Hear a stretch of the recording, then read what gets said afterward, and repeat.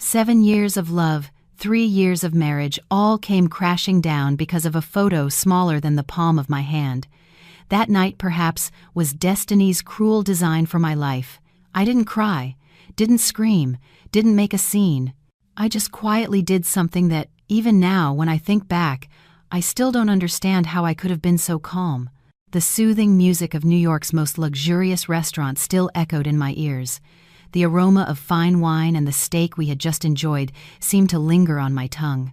I sat in the passenger seat, leaning my head against the car window, watching the streetlights blur past like streaks of shooting stars. Beside me, Michael, the husband I loved with all my being, was driving. One hand rested on the steering wheel, the other gently held mine. Our fingers intertwined, his warmth familiar and surprisingly comforting. "Are you tired?" He turned to me, his voice deep and tender as always. "You look beautiful tonight, Chloe." I smiled, a contented smile from the bottom of my heart. "I'm so happy. Thank you for everything, my love." Our 3-year anniversary was wonderful, and it wasn't a lie. Everything had been perfect. He had secretly booked a restaurant I adored, prepared a bouquet of long-stemmed crimson roses, and a gift I had long coveted, a luxury watch, a limited edition I had only casually mentioned once. 3 years as his wife, 7 years by his side. Not a single moment of regret. I, Chloe Anderson, 28, had a successful career, having inherited and expanded my father's pharmaceutical company, Evergreen Pharmaceuticals.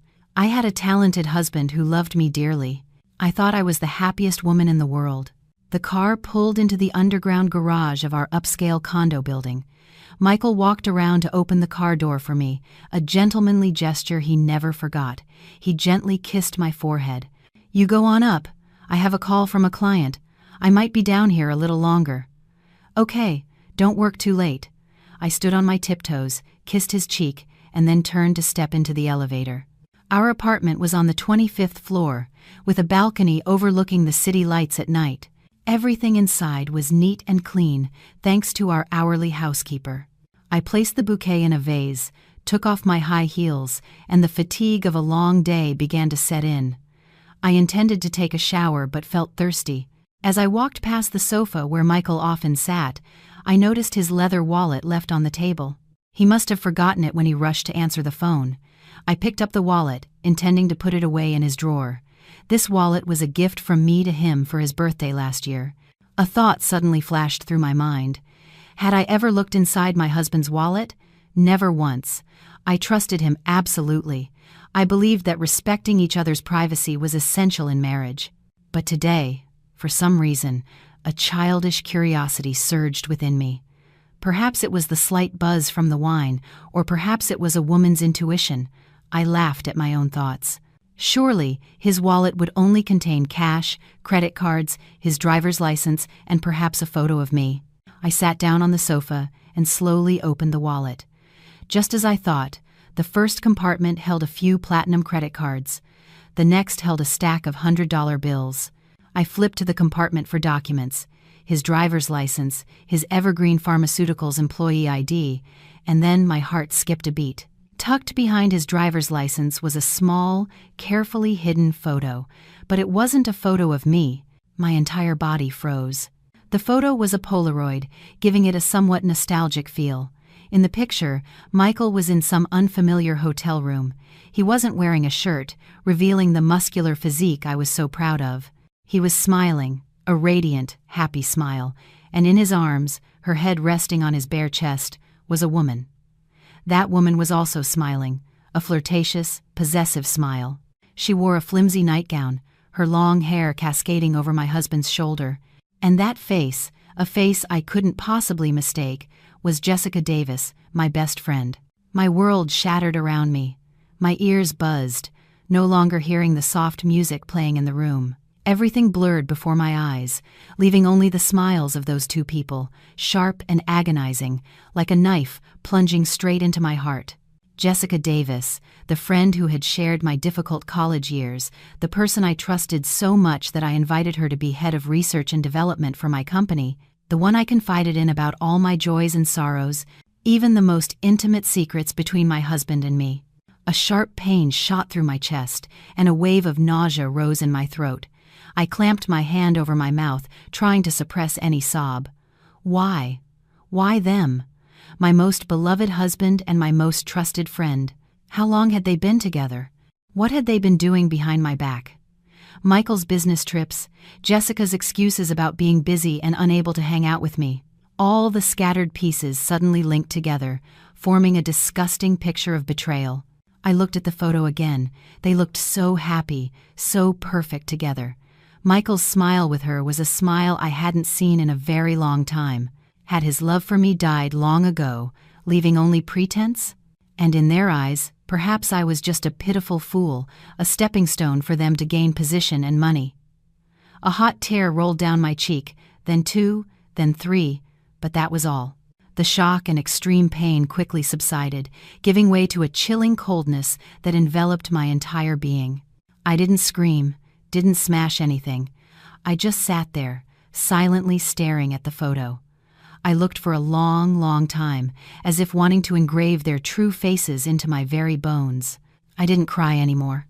Tears were a luxury and utterly useless now. I calmly took out my phone and took several photos of the picture from different angles, ensuring the clearest possible shots. Then, I carefully placed the photo back in its original position in the wallet and returned the wallet to its spot on the table without the slightest deviation. I stood up and walked into the bathroom, filled the tub with cold water, and submerged myself. The bone-chilling cold made my mind unusually clear. Confront them? Make a scene? Only to receive fake apologies, empty promises, and then they would resume their clandestine affair even more carefully. No, this Chloe wouldn't do anything so foolish. I wouldn't give them a chance to deny, nor a chance to prepare. They had made me a fool. Now I would show them how terrifying this fool could be when angered. I stepped out of the bath and dried myself. I looked in the mirror. The woman staring back had red-rimmed eyes, but her gaze was as sharp as a knife. I wouldn't divorce him immediately. I wouldn't let them achieve their goal so easily. I would make them pay. A very high price, a price they would never forget for the rest of their lives. I returned to the living room and picked up my car keys. It was almost 1 a.m., but there was still a place open. It was a 24/7 copy and print shop. Tomorrow morning, when the sun rose, when Michael and Jessica were still dreaming of a beautiful future obtained through deceit, they would receive a surprise gift. Tomorrow morning, there would be a sudden downpour at Evergreen Pharmaceuticals. A rain not of water, but of the cruelest and most humiliating truth. My story had only just begun. If you want to know what I did next, if you want to join me on this journey for justice, please subscribe to Echoes of the Past and turn on notifications so you don't miss the next part. My car sped through the night, leaving behind the luxurious condo building I once thought was my home. The city at late night was deserted, the streetlights reflected in the car window like unshed tears. But I didn't cry. My heart was cold, hardened like a block of ice. In my mind, there was only one clear and sharp goal. The print shop was located on a small side street, brightly lit 24/7. The air inside was thick, with the lifeless, steady hum of the printing machines and the smell of ink. The sleepy young employee looked at me with a hint of surprise, seeing an elegantly dressed woman appear at almost 2 a.m. "What can I print for you, ma'am?" I didn't say much, just silently handed him my phone. The photo I had taken appeared clearly on the screen, my husband's happy face and my best friend's. "Print this for me. In color, on the best photo paper. Print 500 copies." The employee's eyes widened. He looked at me, then at the picture, his gaze a mixture of apprehension and curiosity. Perhaps he was wondering about the story behind this strange request, but that wasn't his business. He simply nodded silently, took the image file, and began his work. I sat on a cold plastic chair in the corner of the room, watching the industrial printer at work. Sheet after sheet of photos came out, regularly, mercilessly. The faces of those two people, their smiles, their intimacy, reproduced hundreds of times, spread across the large table. With each photo printed, my heart grew colder. The pain was still there, smoldering like a deep burn. But it no longer made me collapse. It was transforming into something else, a dark and cold power. I paid a considerable sum for 500 high-quality photos. I didn't hesitate for a moment. This was my most worthwhile investment tonight. The employee carefully stacked the photos into a large cardboard box. I hugged the box to my car, feeling as if I was holding a box of ashes. The ashes of love, of trust, of 3 years of marriage I had wholeheartedly nurtured. That night, I didn't go home. I drove to a hotel near the company and rented a room. I didn't sleep. I placed the cardboard box on the table and took out a photo. Under the dim yellow light of the hotel room, Michael and Jessica's smiles looked even more glaring, even more fake. What did I do wrong? Was I not good enough? Not loving enough? Or not trusting enough of her? No, I did nothing wrong. They are the ones who are wrong. They are the betrayers. I sat by the window, looking down at the deserted street below. I had once thought that if I ever discovered this, I would go mad, scream, confront them. But no, my calmness now frightened even myself. Perhaps when pain surpasses a certain threshold, tears can no longer fall, and the heart no longer knows how to ache. Instead, there is only emptiness and a singular desire for justice. I looked at the clock, 4 a.m., 5 a.m. As the first rays of the new day began to filter through the blinds, I stood up. I changed into a black business dress and applied meticulous makeup to conceal the dark circles under my eyes from staying awake all night. I looked at myself in the mirror, a completely different Chloe. Still the same face, but the eyes no longer held the gentle innocence of yesterday. They were sharp and resolute. At exactly 6:30, I drove to Evergreen Pharmaceuticals. The 30-story building, towering in the city center, was my father's lifelong dedication. And now, it was my battlefield. At this hour, the company only had a few cleaning staff and the security team.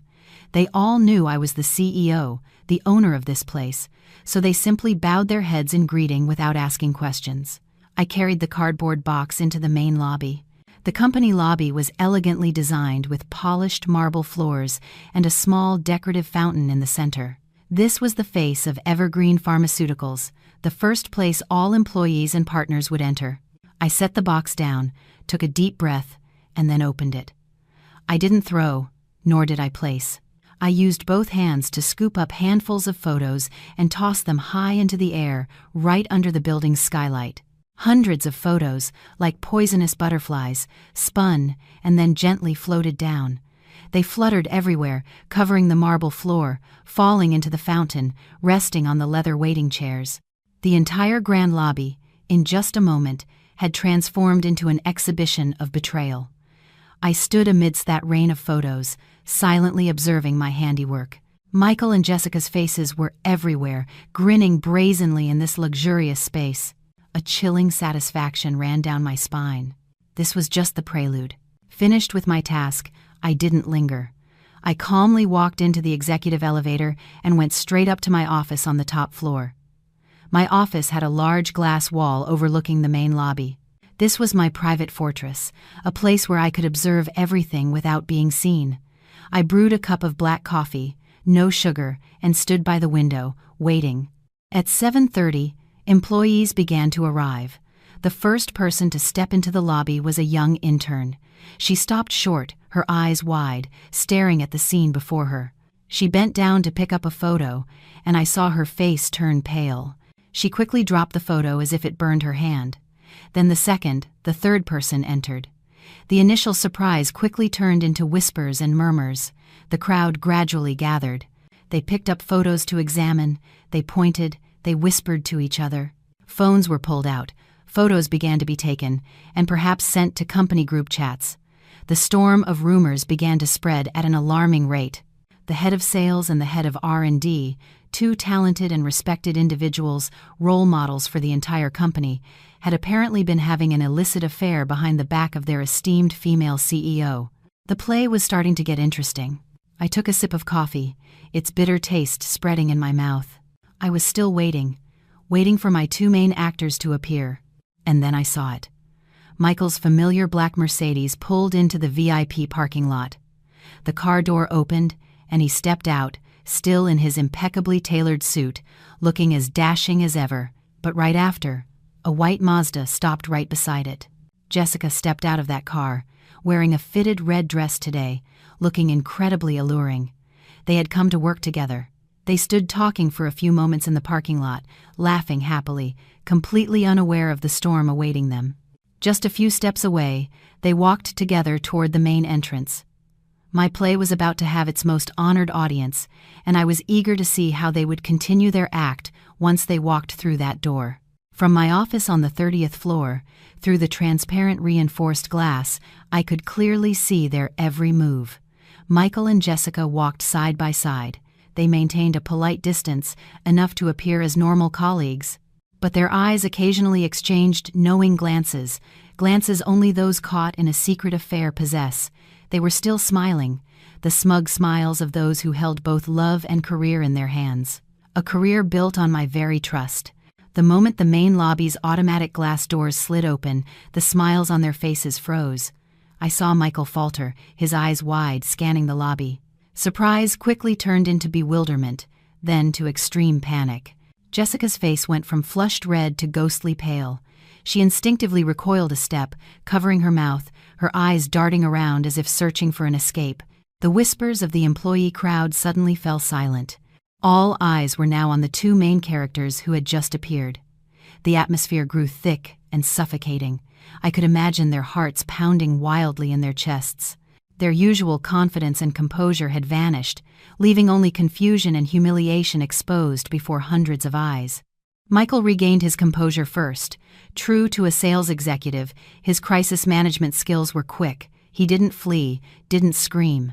Instead, he rushed forward, frantically picking up the photos scattered on the floor. He picked them up like a madman, clutching them to his chest as if that could hide the truth. Jessica, after a few seconds of frozen silence, also understood. She quickly ran to help. The two high-ranking and influential individuals in the company were now bending, heads bowed, collecting pieces of evidence of their own wrongdoing in the main lobby before the eyes of all the employees. A truly ironic and pathetic sight. "Who did this?" I heard Michael roar, his voice no longer deep but hoarse with anger and fear. No one answered. The crowd just stood watching. Some turned away in awkwardness, others gloated, pretending to check their phones but actually discreetly recording. I knew that in just a few minutes, this great play would spread across all internal forums. They couldn't pick everything up. Photos were everywhere, some even floating in the fountain. Jessica seemed unable to bear it anymore. She slumped to the floor, covering her face with her hands, sobbing uncontrollably, her tears belated and fake. Michael looked at her, then at the surrounding crowd, and a decisive glint appeared in his eyes. He pulled Jessica to her feet, leaned close to her ear, and whispered something. I guessed he was instructing her on how to continue her act. And then he lifted his head, looked directly at the crowd, and spoke, trying to regain his composure. "Everyone, please calm down. This is just a misunderstanding. Someone is intentionally trying to harm us, to tarnish the company's reputation. I demand that everyone return to their workstations immediately.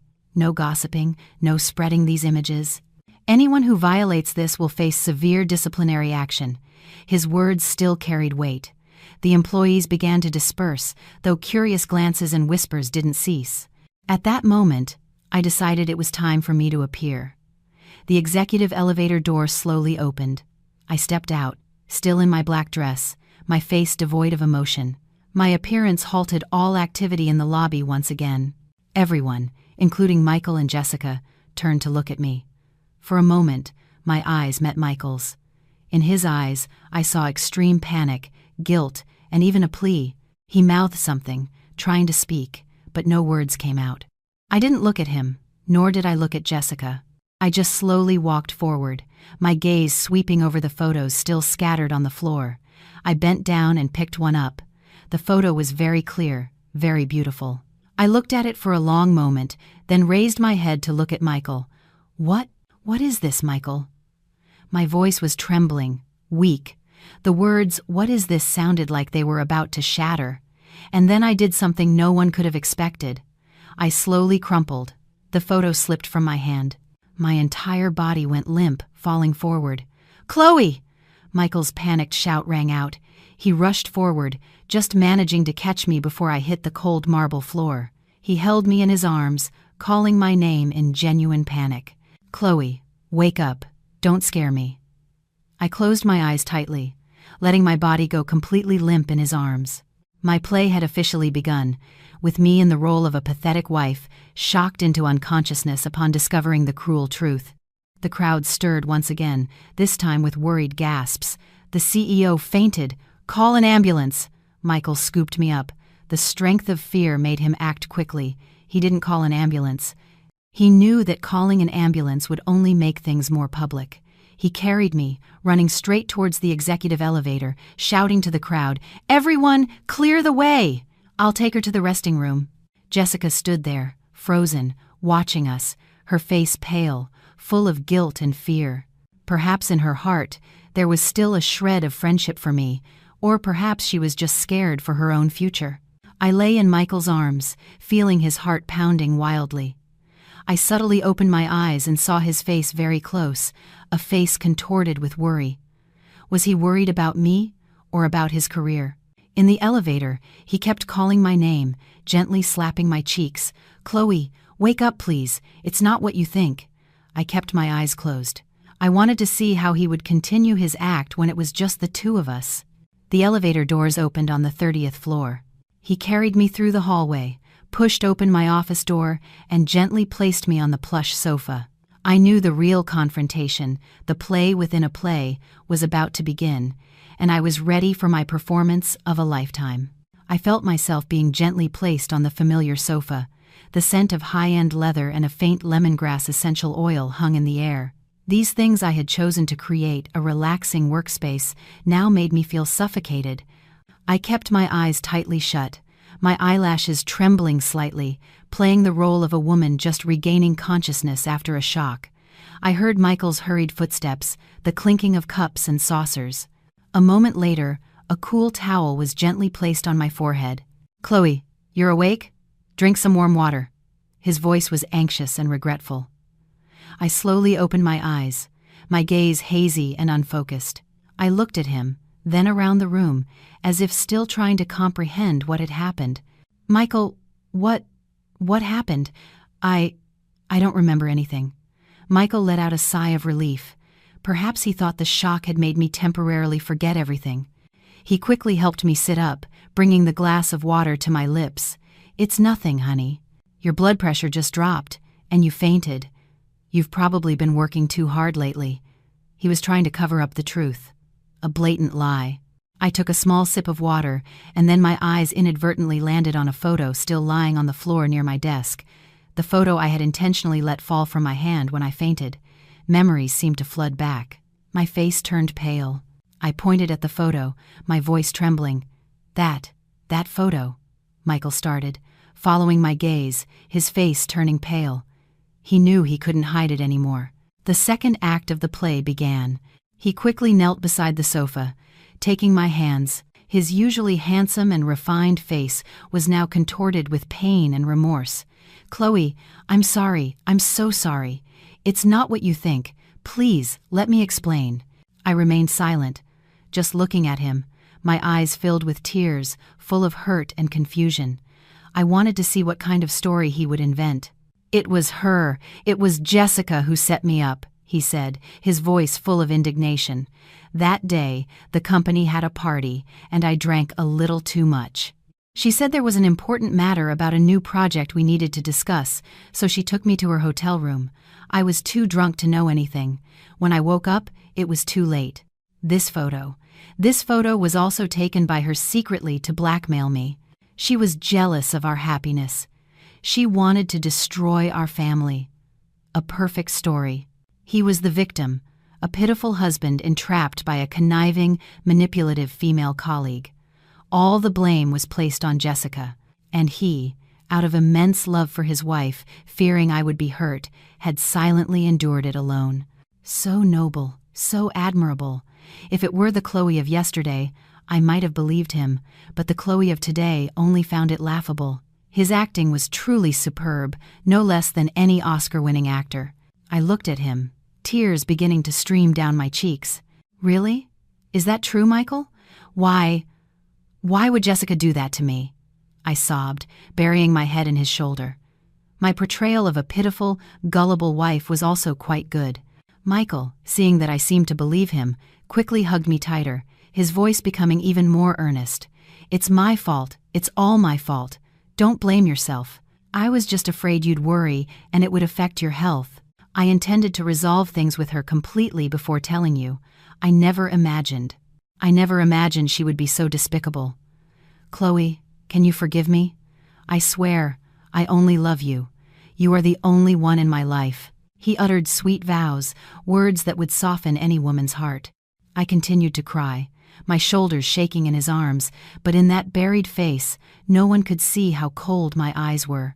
His lie had a few cracks. If Jessica used that photo to blackmail him, why would he keep it so carefully in his wallet? He should have destroyed it. And if he was too drunk to know anything, why was his smile in the photo so radiant and happy? But I didn't expose him. The play had to continue. After a period of crying, I looked up, my eyes red-rimmed at him. Michael, are you telling me the truth? You're not deceiving me, are you? I swear on my life. Then, what about Jessica? How am I supposed to face her?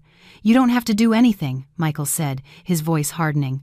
I'll handle her. Tomorrow, I'll make her resign and get out of this company. I won't let her have another chance to hurt you. He spoke with conviction. Resign so quickly? My intuition told me something was wrong, but I didn't ask further. I just nodded, leaning on his shoulder. Then that's good. I don't want to see her again. Don't worry. From now on, no one will be able to come between us.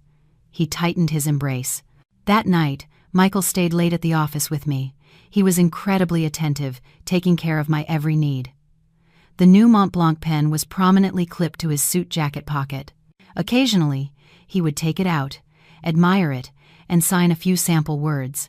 He had no idea that my third eye was silently recording everything, waiting for the moment he and his accomplice would expose their true selves. I knew their play wasn't over yet, and this pen would be my ticket to the most honored audience seat, to watch what further deceptive acts they would perform behind my back. In the days that followed, my life seemed to return to normal, at least on the surface. Michael acted the part of a perfectly repentant husband. He went to work on time, came home on time, no more secret phone calls or late-night client meetings. He paid more attention to me, often buying small gifts and cooking my favorite meals. He performed a play of reconciliation, of a marriage saved after a storm. And I played my part well too. I was a forgiving wife who had completely believed in her husband's repentance. I laughed and chatted cheerfully, watched movies with him, had dinner with him. I no longer brought up the past, no longer showed suspicion. Our apartment was once again filled with laughter, a chillingly fake kind of laughter. As for Jessica, just as Michael had said, she disappeared. The morning after the photo incident, her desk had been cleared. HR announced she had resigned abruptly for personal reasons. Everyone in the company still whispered and gossiped, but no one dared to speak openly. They only looked at me with a mixture of pity and a hint of awe. They thought I, the female CEO, had swiftly dealt with the other woman. They had no idea I was merely an unwilling audience member. But I didn't believe things were that simple. Someone as intelligent and ambitious as Jessica wouldn't easily give up her head of R&D position, a position she had worked so hard to achieve, just because of a love scandal. And Michael, if he genuinely wanted to break it off, could have fired her immediately, without needing her to voluntarily resign. This silent departure felt more like a calculated retreat than a punishment. The Mont Blanc pen still sat prominently clipped to Michael's jacket pocket every day. He loved it, treating it as a symbol of power and also of my forgiveness. He had no idea it was acting like a loyal chip, silently recording every sound, every conversation he had. 3 days. I had waited patiently for 3 days. I knew I couldn't retrieve the pen too soon. It would arouse suspicion. I had to wait for the perfect moment. And the opportunity came on the evening of the 3rd day. Michael said he had an important client meeting at a golf club. He came home, showered, changed into sportswear, and then rushed out. But in his haste, he left his suit jacket, with the pen clipped inside, on the sofa. I waited until the sound of his car had completely faded before I hurried to it. My heart pounded. I tremblingly pulled out the pen and plugged it into my laptop via a special cable. An audio folder appeared, containing dozens of recordings named by date and time. I put on my headphones, took a deep breath, and clicked on the first recording, made right after I had given him the pen. Initially, it was just ambient sounds, rustling papers, the click of a keyboard. Then I heard his office door open. "You can come in now?" Michael's voice. "Aren't you going to close the door? Do you want everyone to know?" A female voice, familiar and heartbreaking, replied. It was Jessica. So, she hadn't resigned. She was still secretly meeting my husband, right at the company. "Don't worry, no one dares to come up to the 30th floor at this hour." Michael's voice held a hint of annoyance. "Have you caused enough trouble? Do you know how much trouble I went through to appease that old woman? Do you?" That old woman, he was calling me that. "Caused trouble?" Jessica's voice became sharp. "Michael, that's rich coming from you. Who was careless enough to leave that photo in their wallet? Do you know how much I've been humiliated because of this? Now everyone in the company looks at me like a vixen. How can I even show my face at work? I told you to take a temporary break at home. When things calm down, I'll find a way to bring you back. That R&D position of yours, who else could fill it but you? Temporary for how long? A month? 2 months? Or a lifetime?" "Don't be unreasonable," Michael snapped. "Our big plan is about to succeed, and you're thinking of giving up over this small thing? Do you remember what our goal is? It's this entire evergreen pharmaceuticals company." My ears rang. So that photo wasn't just evidence of an affair, it had inadvertently exposed a much larger conspiracy. They weren't just trying to deceive me emotionally, they wanted to seize my father's life's work. I trembled and pressed play again. "Of course I remember." Jessica's voice softened, seemingly persuaded. "But your wife isn't as foolish as you think. I'm afraid she's starting to suspect something."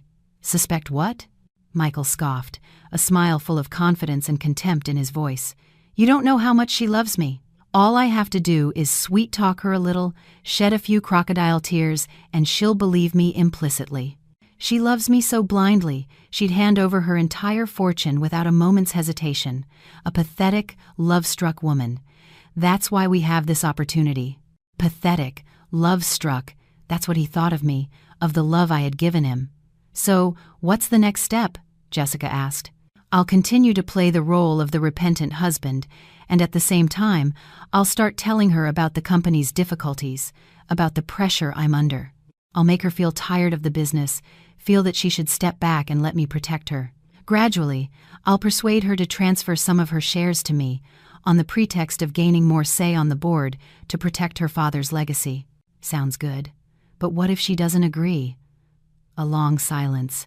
Then Michael's voice came, so cold it made me shiver. "If she doesn't agree, then we'll have to resort to Plan B." Plan B. Exactly. An accident. A small accident.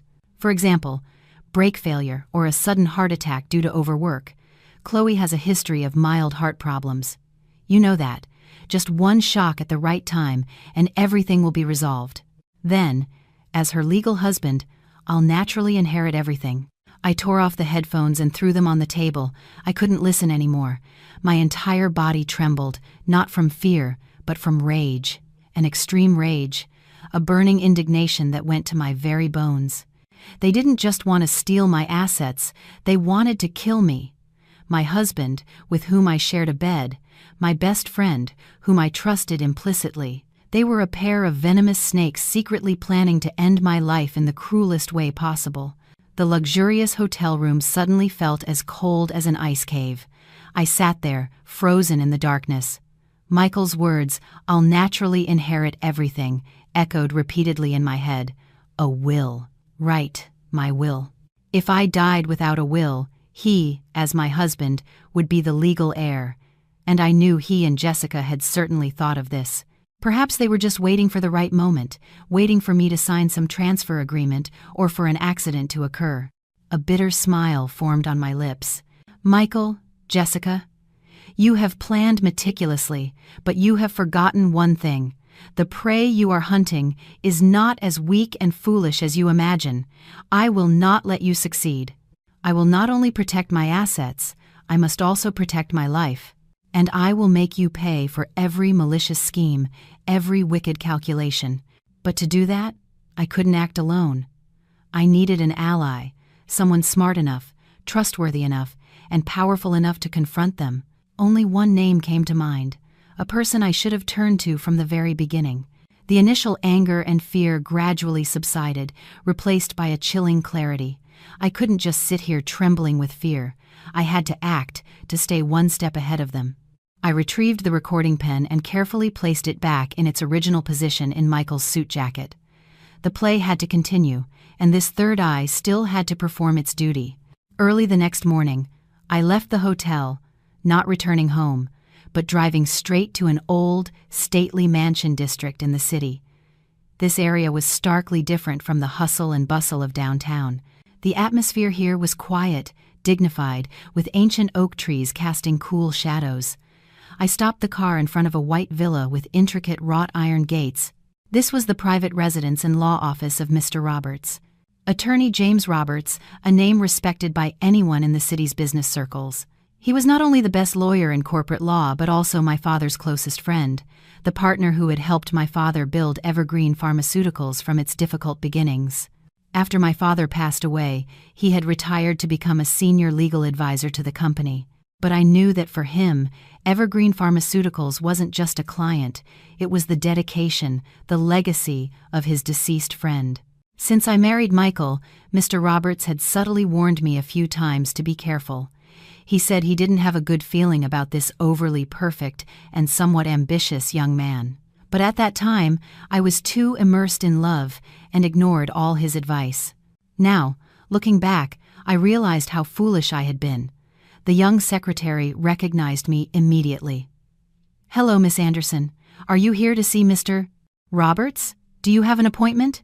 "No, but please tell him it's an urgent matter concerning the survival of Evergreen Pharmaceuticals."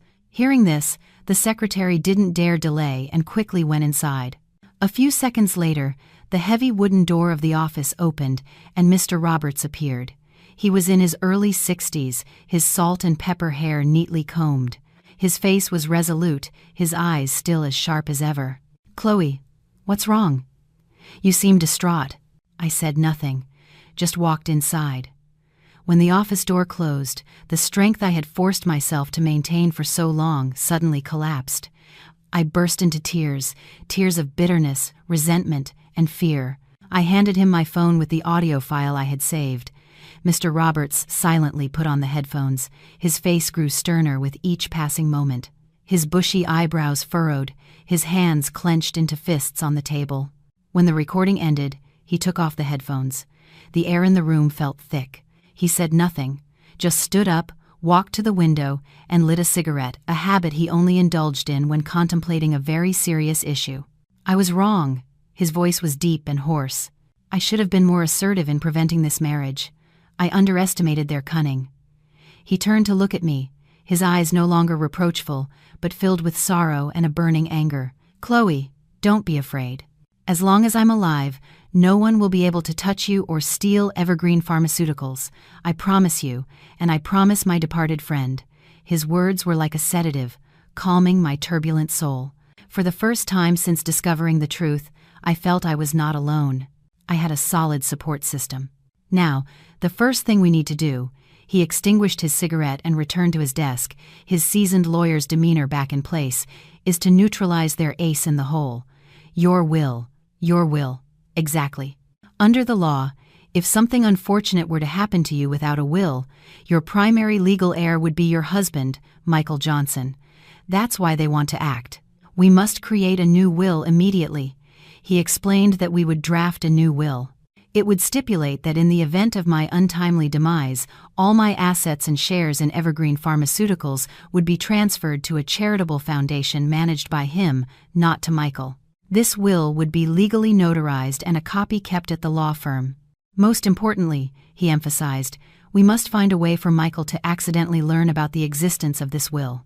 When he realizes that even if you die, he won't get a single dime, his accident plan will become meaningless. He'll have to switch to Plan A, trying to trick you into transferring your shares."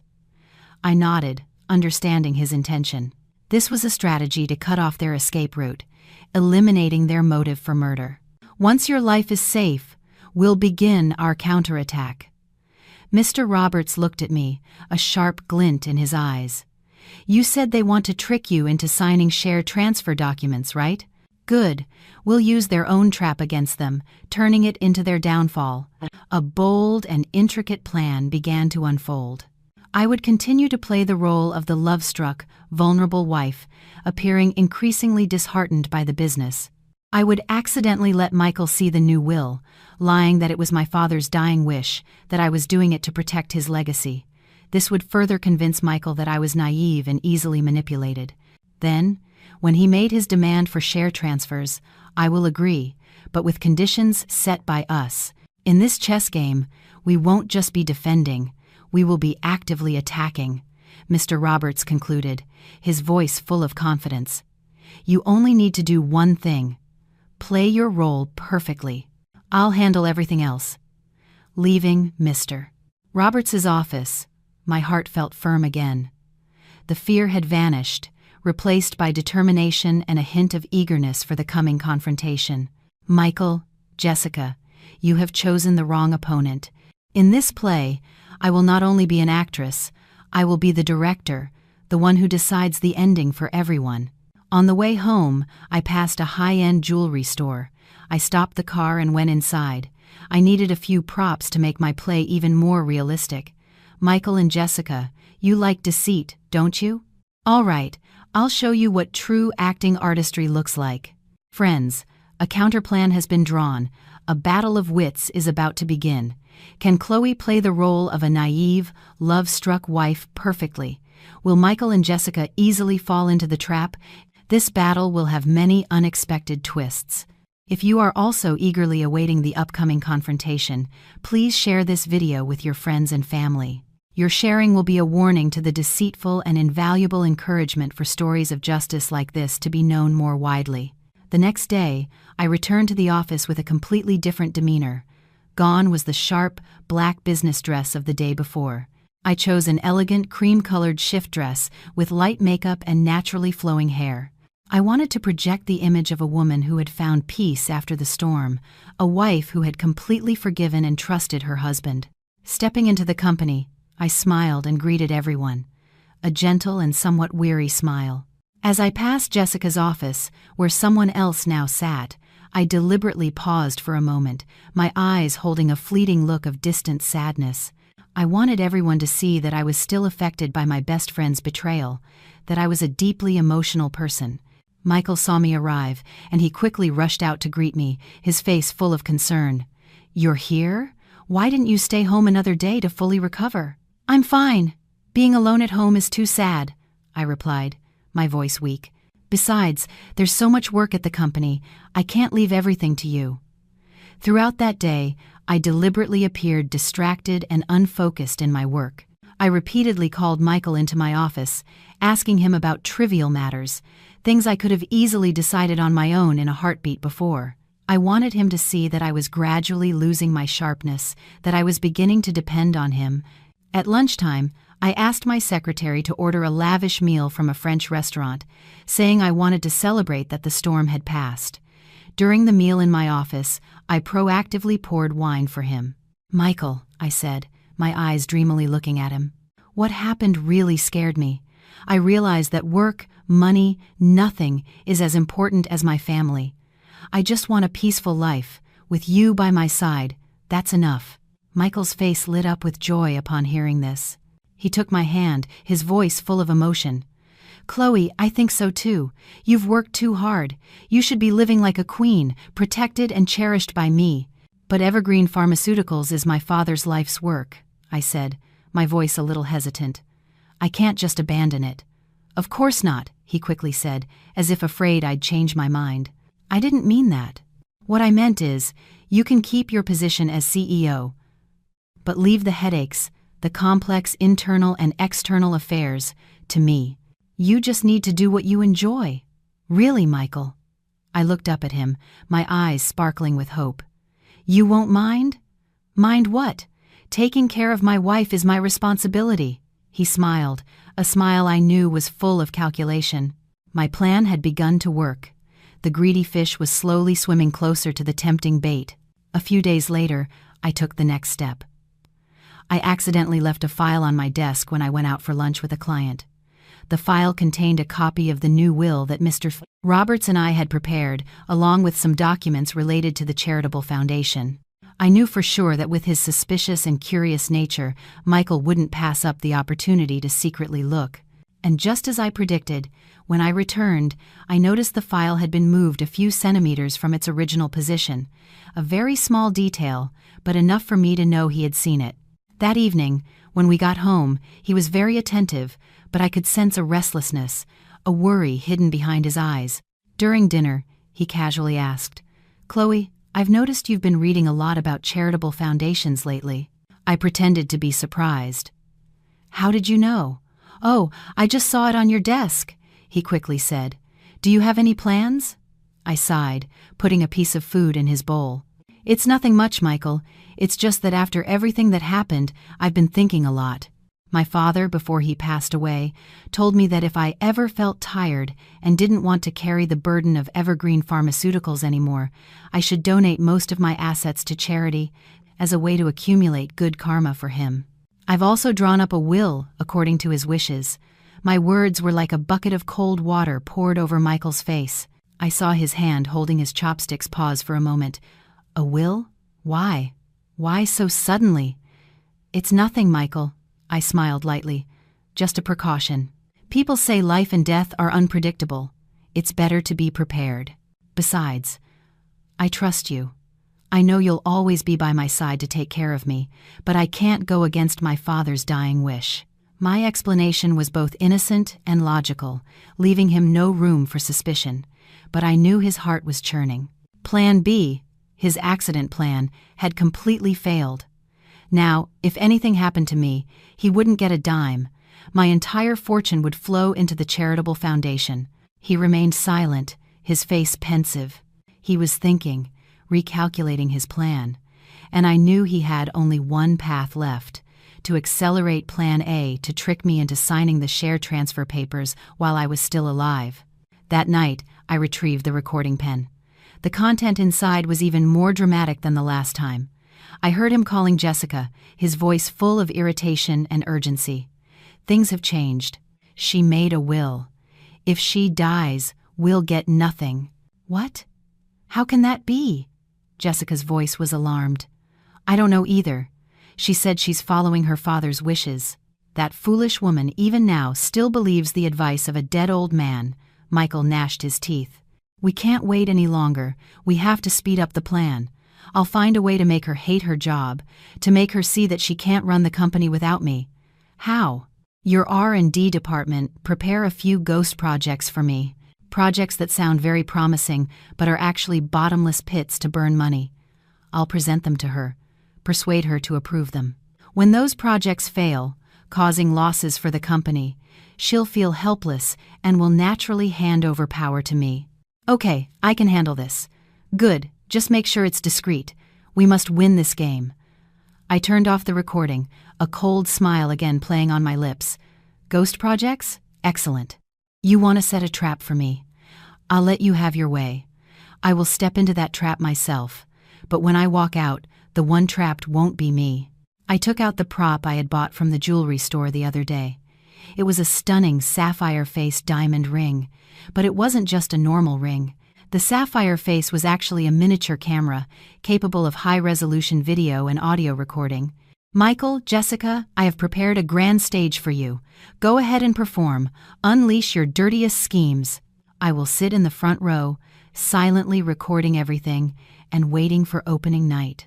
My play with Michael continued flawlessly. In front of everyone, we were a devoted couple who had just overcome a storm, our love growing stronger. He picked me up from work, prepared romantic dinners, and spoke sweet words. And I perfectly played the role of a wife, gradually letting go of her career burdens to lean on her husband's strong shoulder. I often complained about work pressures, about frustrating financial figures, about endless meetings. "You're right, Michael," I would say. leaning my head on his shoulder every evening, my voice weary. I'm really not cut out for the business world. I just want to be a normal woman, staying home and taking care of you. Each time I said this, Michael's eyes would flash with a triumphant glint. He would quickly comfort me. Don't worry, I'm here. I'll take care of everything at the company. You just need to be beautiful and happy. He had no idea that while he was lost in self-satisfaction, the sapphire ring on my finger was silently recording everything. His every word, every gesture, every expression was captured clearly. And then, just as I predicted, Jessica began to act. A week later, during the weekly briefing meeting, she, despite having resigned, unexpectedly reappeared. Michael explained to everyone that because the project to develop a new line of herbal products was entering a critical phase, and Jessica was the most knowledgeable person, he had specifically invited her back as a project consultant to complete the work. I sat in the chair, silently observing. The other department heads whispered a little, but with Michael's backing and my silence, no one dared to object. I knew this was when they would start releasing the bait. Jessica, in her role as a consultant, eloquently presented a new project called Evergreen Wellness. She painted a beautiful vision, a completely new line of functional products extracted from a rare herb found in the Pacific Northwest, capable of curing all ailments. She presented research data and impressive projected growth charts. This will be a revolution in the functional pharmaceutical industry, she concluded confidently. As long as we invest heavily in the initial phase to build cultivation areas and extraction facilities, I am confident that within 2 years, Evergreen Wellness will bring 5 to 10 times the profit. I listened, gently turning the ring on my finger. The plan sounded appealing, but with the experience and keen insight honed by my father, I immediately recognized the illogical points. The initial capital investment was too large, the payback period too long, and the figures she presented were unrealistically optimistic. This was the bottomless pit they had prepared for me. Michael immediately spoke in support. I completely agree with consultant Jessica Davis's opinion. This is a golden opportunity we cannot miss. Chloe, what do you think? He turned to me, his eyes full of anticipation. Everyone in the meeting room turned their gaze towards me. They were waiting for the CEO's decision. I pretended to hesitate, furrowing my brow in thought for a long moment. I looked at the detailed plan Jessica had prepared. Everything was done very professionally. It was hard to find flaws if only glancing through it. I think this project has a lot of potential, I said, my voice a little hesitant. But the initial capital investment seems a bit large. Is it too risky? High risk means high reward, honey, Michael quickly persuaded. Just trust me. With my experience and Jessica's talent, we will definitely succeed. Don't worry about the numbers anymore. Just leave it to me. I looked at him, then at Jessica. Both were looking at me with expectant eyes, an unspoken anticipation. I knew if I refused, they would find another way. The best way was to let them carry out their plan. That way, they would fully expose their true colors. All right then, I sighed, feigning complete persuasion. If you're so confident, I'll trust you. We'll go ahead with this project. A barely concealed joy flashed across Michael's and Jessica's faces. They looked at each other, exchanging a triumphant glance they thought no one saw, but I saw it. The miniature camera on my lapel pin saw everything. Immediately after the meeting, I returned to my office alone. The first thing I did was copy the video from the ring. The video clearly recorded the entire meeting's proceedings, from Jessica's presentation and Michael's support to their triumphant glances. But that wasn't enough. I needed more concrete evidence that this was a ghost project. I called Mr. Roberts. Mr. Roberts, I need your help with something.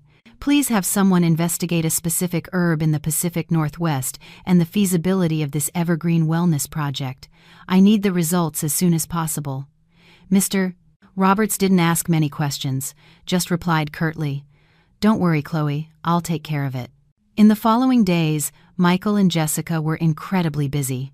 They constantly held meetings, presenting me with a flurry of documents and contracts related to the project. Land lease agreements, equipment purchase contracts, contracts with plant seed suppliers. Everything was subtly faked. I, in my role as a puppet CEO, simply nodded and signed. Each time I put pen to paper, Michael looked at me with tender eyes, constantly praising me. "My wife is so good, just trust me, everything will be fine." He had no idea that before signing any document, I used my ring to record the entire content. And every evening, I sent those copies to Mr. Roberts for safekeeping. I was personally handing over the company's assets to them, but at the same time, I was also personally collecting undeniable evidence to put them behind bars. A week later, Mr. Roberts called me. "Chloe, I have the results. The herb they mentioned does exist, but," he paused for a moment, "it's a poisonous plant with no medicinal properties whatsoever. In fact, if used incorrectly, it can be lethal.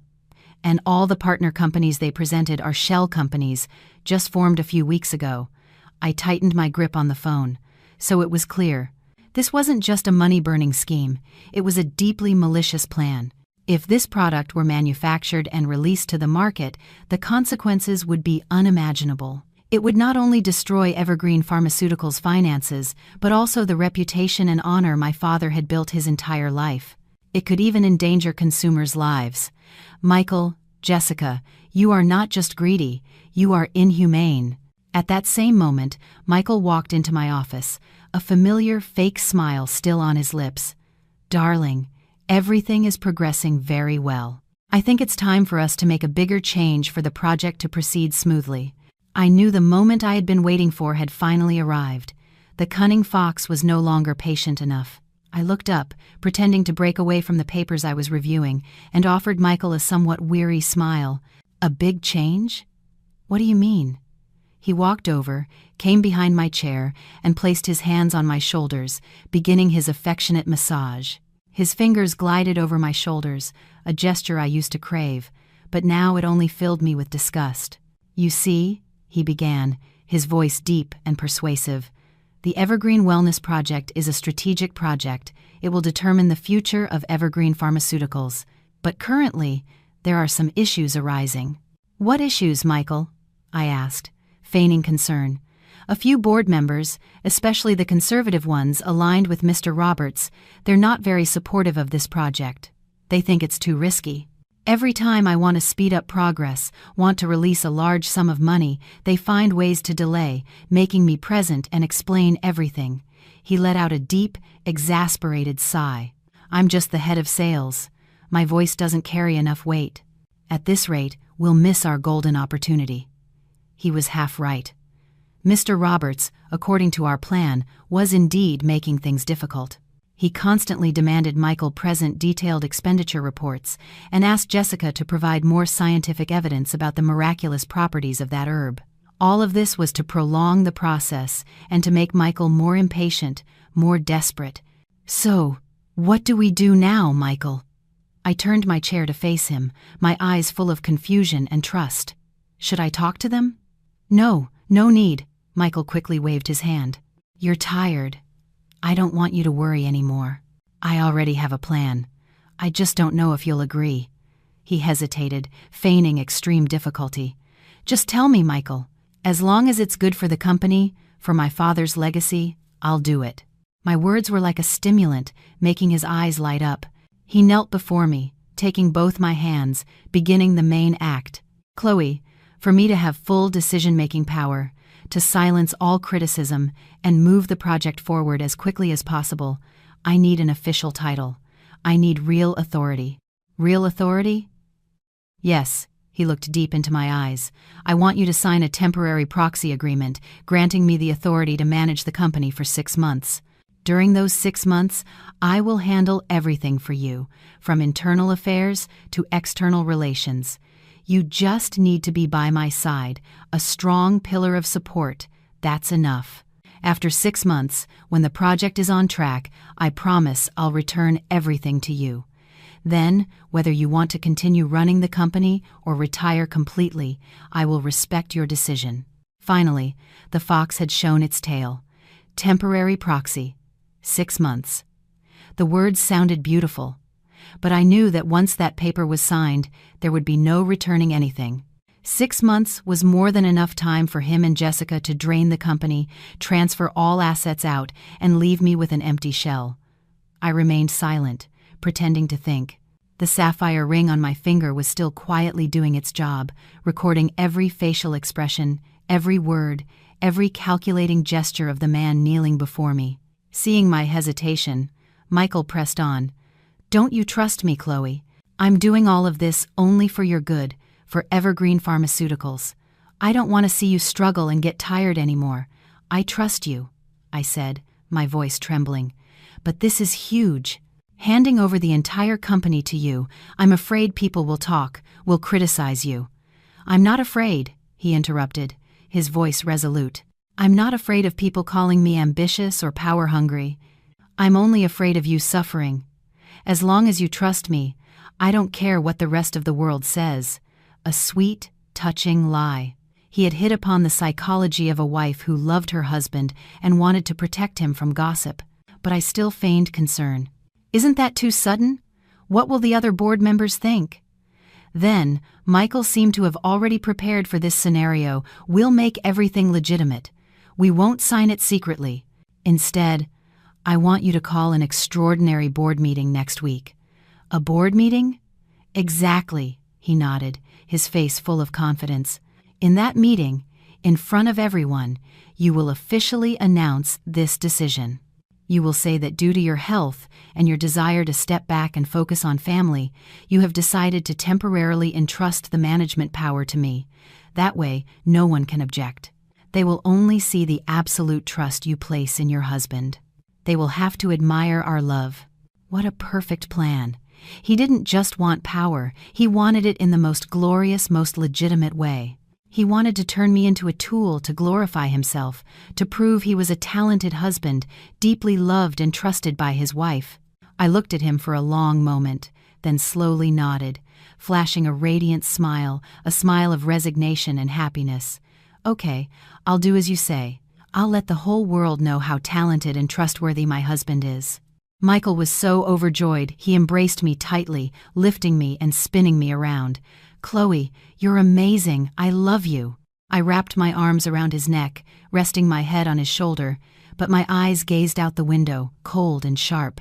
"Michael, Jessica, the final stage is set, and I promise this curtain call will be spectacular. It will be a play you two will never have the chance to see again in your lives. Do you see it?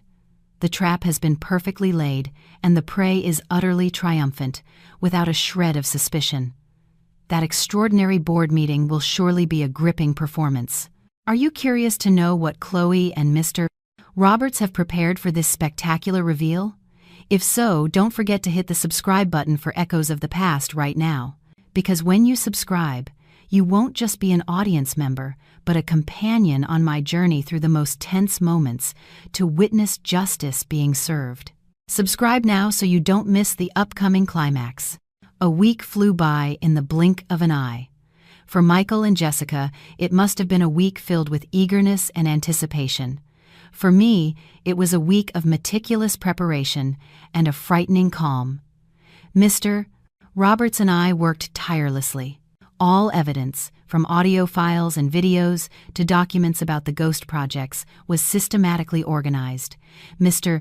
Roberts, with his experience as a seasoned lawyer, mapped out every step, anticipating every possible outcome. The day of the extraordinary board meeting finally arrived. The sky over the city that day was clear and cloudless, but the atmosphere inside Evergreen Pharmaceuticals' largest meeting room was suffocating. All board members, major shareholders, and key department heads were present. They sat around the polished ebony oval conference table.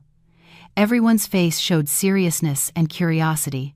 They didn't understand why I had abruptly called such an urgent meeting and why its agenda involved delegating management authority.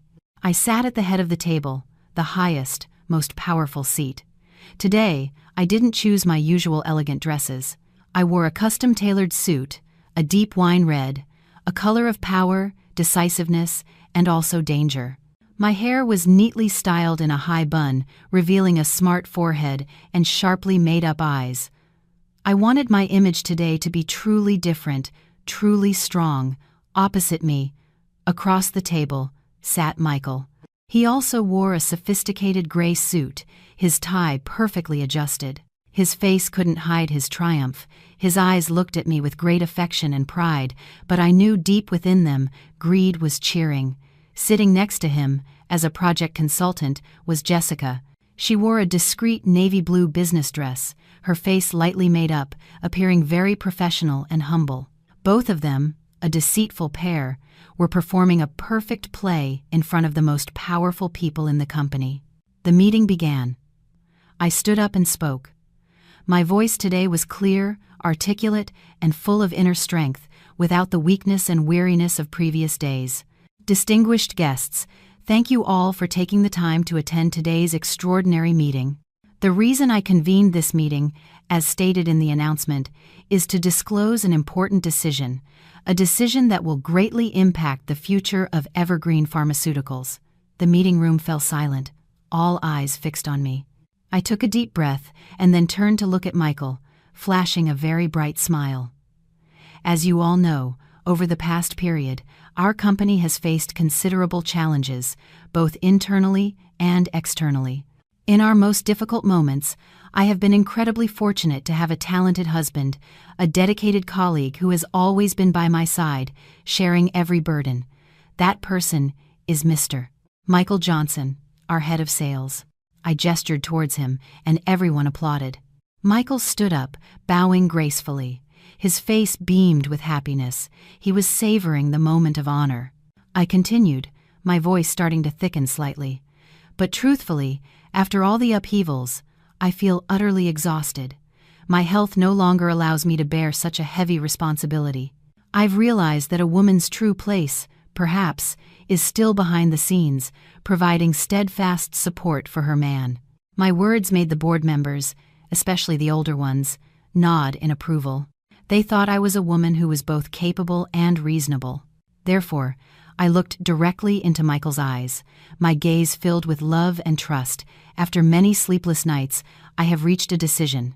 Today, in front of everyone present, I, Chloe Anderson, CEO of Evergreen Pharmaceuticals, hereby officially and temporarily delegate full management authority of the entire company to my husband, Mr. Praz, Michael Johnson, for a period of 6 months. My statement was like a bomb dropped in the middle of the meeting room. Everyone was stunned, surprised. Mr. Roberts, who had been sitting silently at the end of the table, also showed extreme surprise and objection. "Chloe, what are you saying?" He shot up from his seat. "Do you know what you're doing? Handing over your father's entire legacy to him? Are you insane?" Michael immediately stood up to defend me. "Mr. Roberts, please respect my wife's decision. This is her heartfelt wish. I promise I will not betray this trust." I quickly waved my hand, trying to reassure Mr. Roberts. "Mr. Roberts, please calm down. This is my decision. I have thought it through very carefully. I trust Michael implicitly." The brief argument between Mr. Roberts and Michael only made my decision seem more genuine. Everyone believed this was entirely my will, without any coercion. After having seemingly convinced the board, I gestured to my secretary. She brought out a prepared set of documents and placed them in front of me. The management proxy agreement. "To ensure clarity and transparency, we will sign the agreement right here," I said. Michael could barely hide his triumphant smile. He looked at Jessica, and they exchanged a victorious glance that they thought no one saw. But I saw it. The miniature camera on my lapel pin saw everything. I picked up my pen, a gold-plated Parker fountain pen, the first gift my father gave me when I entered college. I uncapped the pen. The entire room held its breath. Michael leaned forward. His eyes were fixed on the tip of my pen, waiting for the historic moment, the moment he would officially become the owner of Evergreen Pharmaceuticals. I smiled at him, a truly gentle smile, then slowly lowered the pen to the white paper. The tip of my pen lightly touched the surface of the paper. The meeting room was so silent I could even hear Michael's dry gulp from across the table. His eyes gleamed, the eyes of a predator about to seize its plump prey. He had been waiting for this moment for far too long. But I didn't sign. Instead of writing my name, I just drew a small circle on the paper. Then I slowly looked up. The gentle smile on my lips vanished, replaced by a cold, sarcastic one. I looked straight into Michael's eyes. "Are you very disappointed, my dear husband?" My question, along with my completely changed smile and gaze, stunned Michael. The smile on his face froze. He looked at me, then down at the contract, his face clearly bewildered. "Chloe, what are you talking about?" Not just him, everyone in the meeting room was bewildered. They didn't understand what was happening. My play had changed too abruptly. I didn't answer him. I simply and leisurely capped the pen, placed it on the table, and then signaled to Mr. Roberts. Mr. Roberts, who had been sitting silently with a look of indignation until now, stood up, his demeanor unusually dignified. He said nothing, just took a remote control from his briefcase and pressed a button.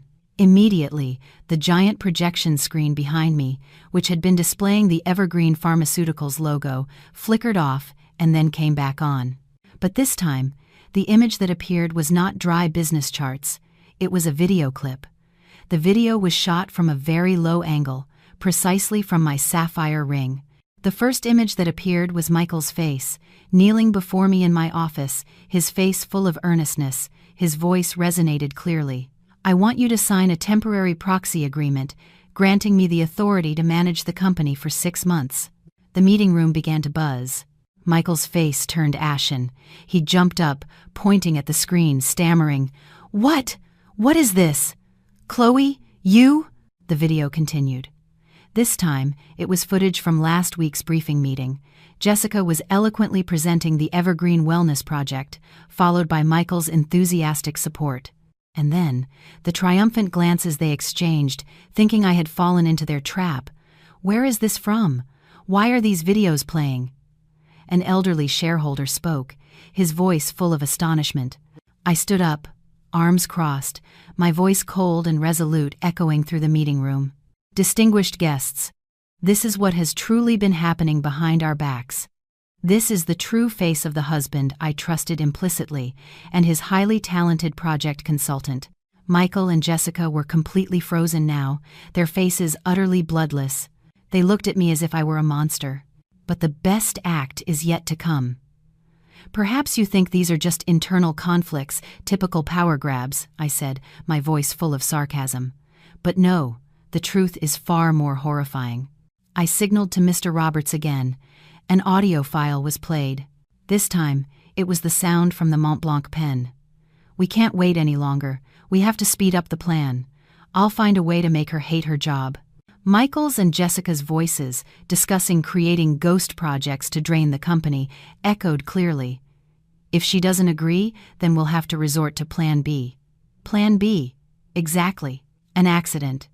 A small accident. For example, brake failure or a sudden heart attack. At this, the meeting room erupted. Everyone stood up, shouts and furious curses directed at Michael and Jessica. They couldn't believe that the people they had always respected could conceal such a cruel and inhuman conspiracy. "Slander! It's all slander! The audio is edited!" Michael shouted in desperation, trying to deny his guilt.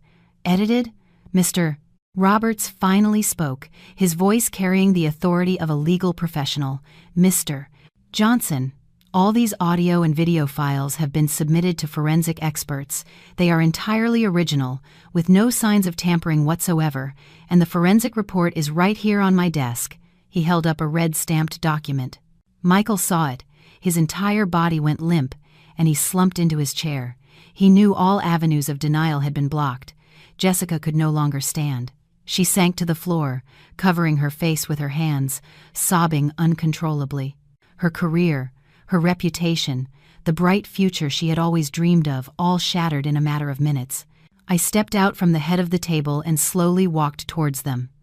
I stopped in front of Michael, who was slumped over the table, his shoulders shaking. "Michael," I said, my voice strangely calm, "your play was excellent. Your acting was truly superb. But you forgot one thing." He slowly lifted his head, his bloodshot eyes looking at me, filled with hatred and despair. "That in a play, the scriptwriter and the director are the ones who decide the ending." I smirked, the smile of a victor. "And in this play, the director is me." The moment I finished speaking, the meeting room doors burst open. 2 lines of police officers in uniform, their faces stern, entered in unison. The lead officer, a captain, held up arrest warrants in front of Michael and Jessica. "Mr. Michael Johnson, Miss Jessica Davis, you are both under arrest for investigation into fraud, embezzlement, and organized conspiracy to commit murder. Please come with us to the station." Everything happened so quickly, so unexpectedly. Michael and Jessica, before they could even fully comprehend what was happening, were approached by 2 police officers and handcuffed. The cold click of the handcuffs echoed in the meeting room, putting a definitive end to everything. The cold click of the handcuffs echoed in the silent space of the meeting room. It was the sharpest, most decisive sound, marking the end of Michael and Jessica's careers, reputations, and futures.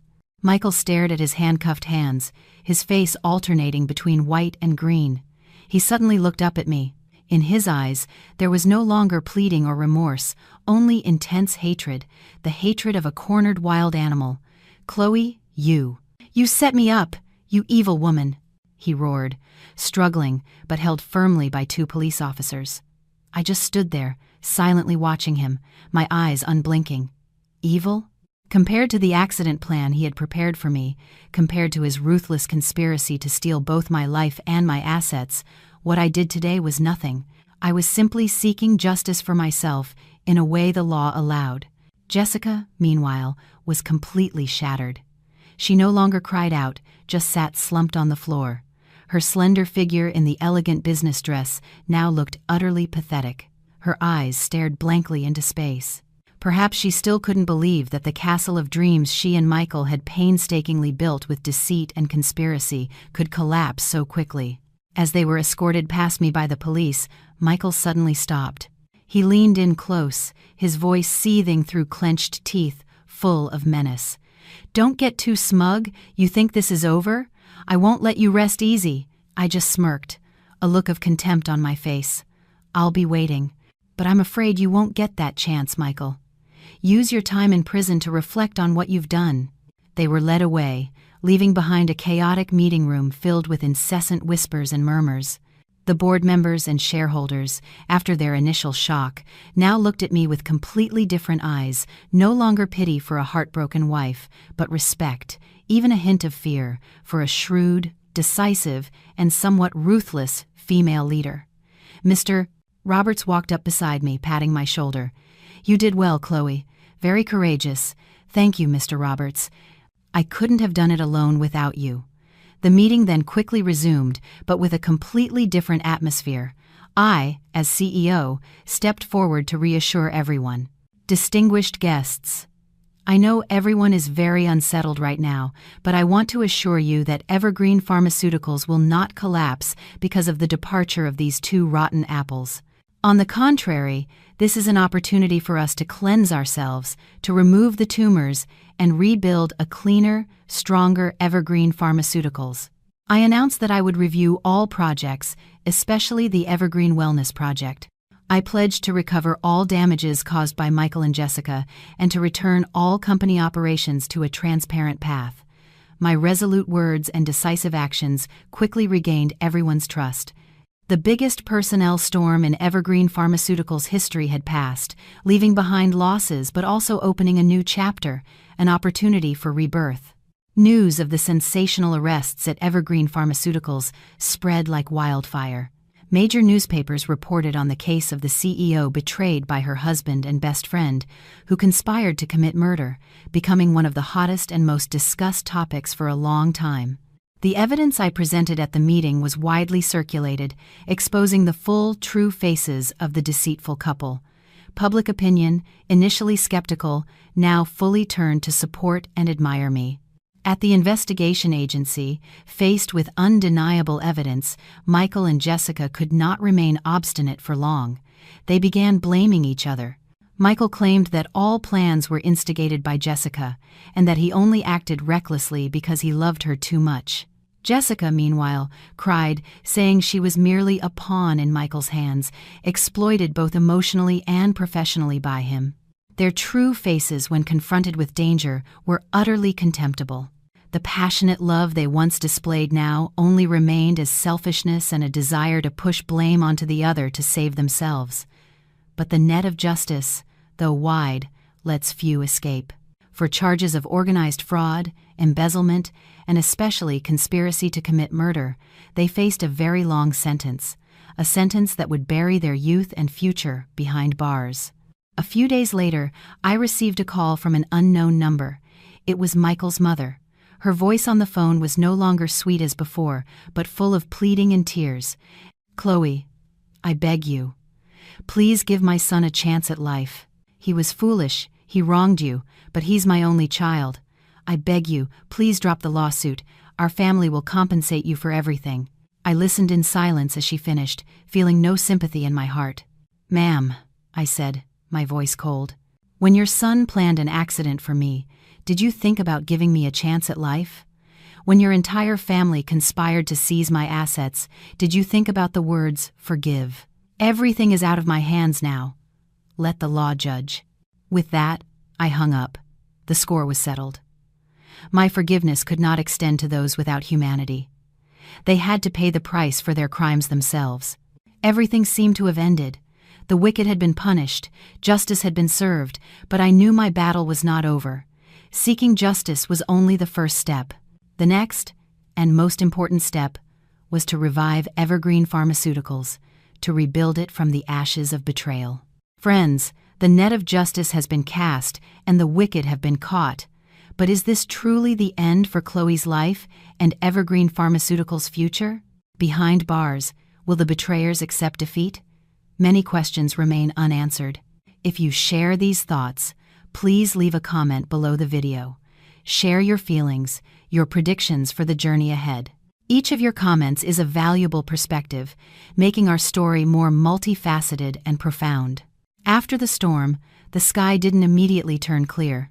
Evergreen Pharmaceuticals at this time was like a large ship that had just weathered a fierce hurricane.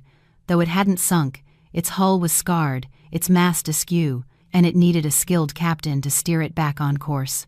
And that captain was none other than me. The months that followed were a period of relentless work. I practically ate and slept at the company. The first and most urgent task was to deal with the aftermath of the Evergreen Wellness Project. Tens of millions of dollars had been dispersed into shell companies and fraudulent contracts set up by Michael and Jessica. It was a severe financial wound for Evergreen Pharmaceuticals.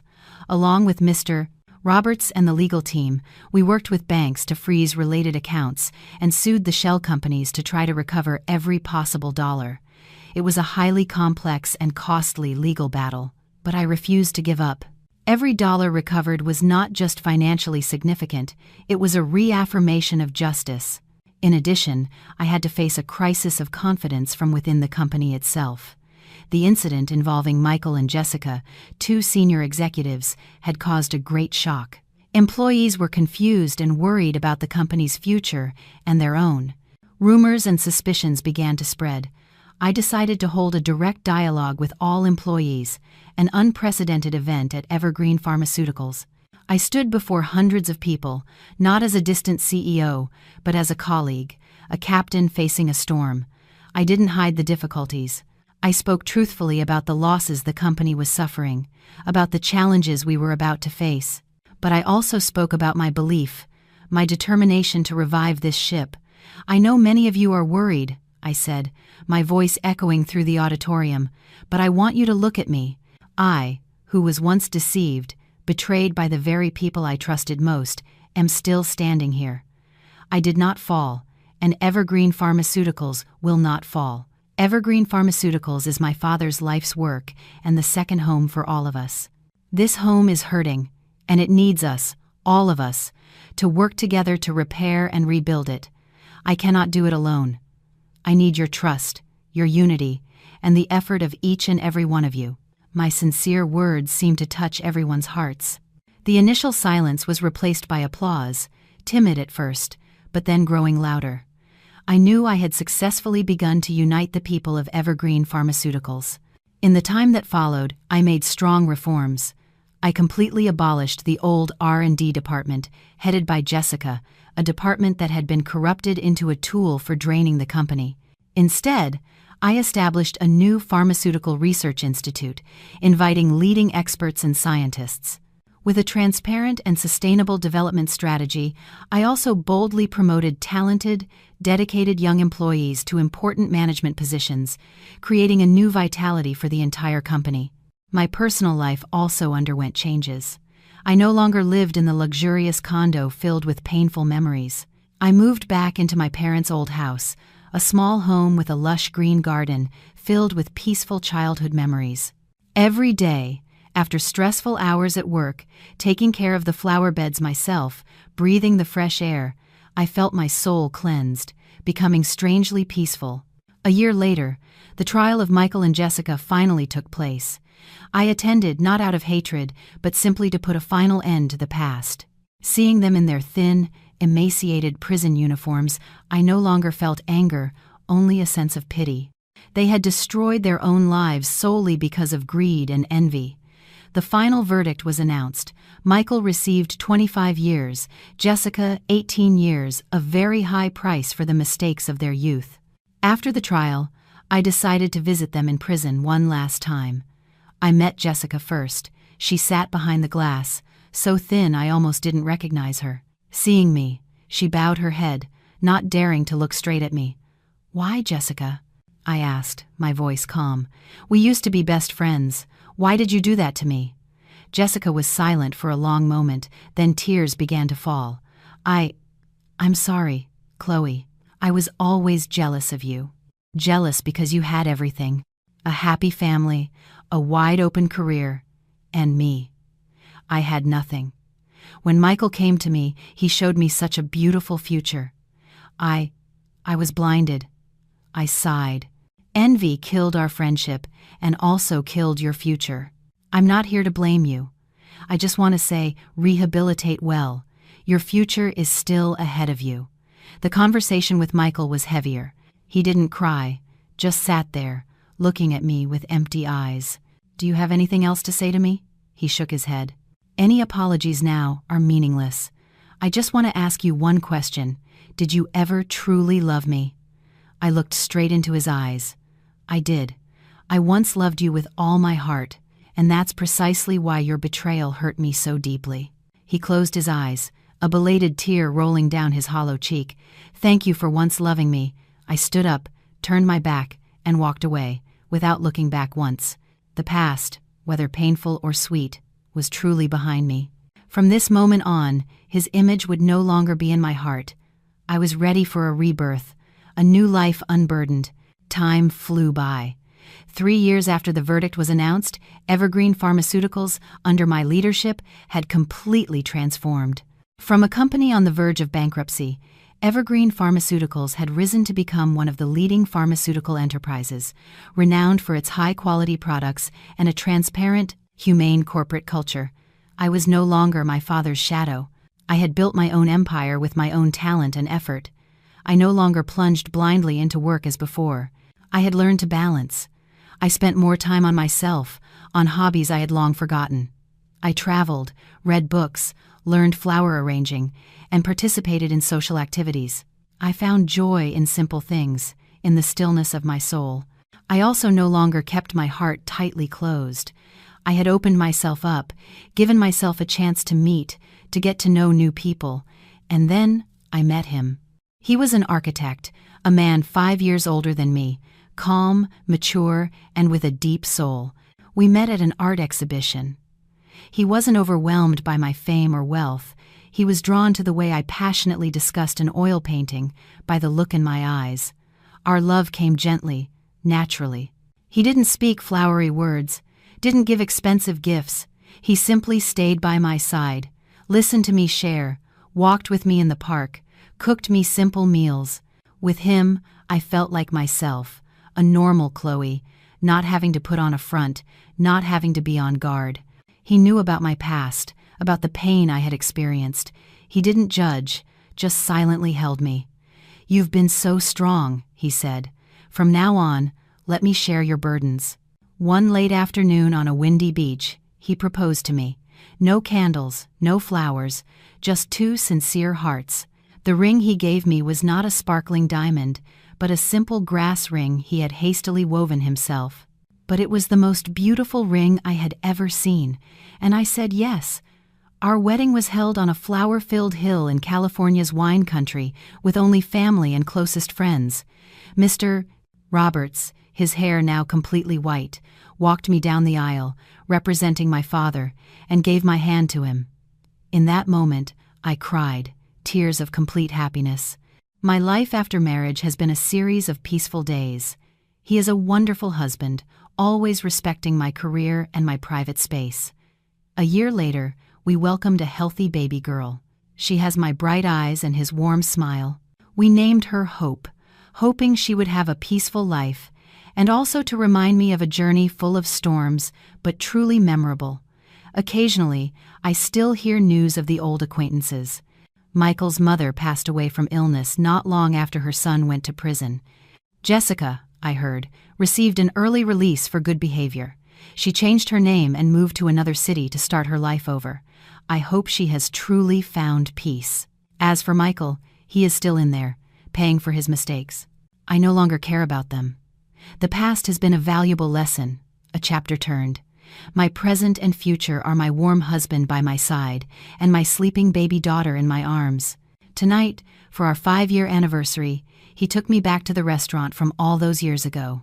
Still the same melodious music, still a bottle of fine wine, but the woman sitting across from him is no longer the naive, dreamy Chloe of old.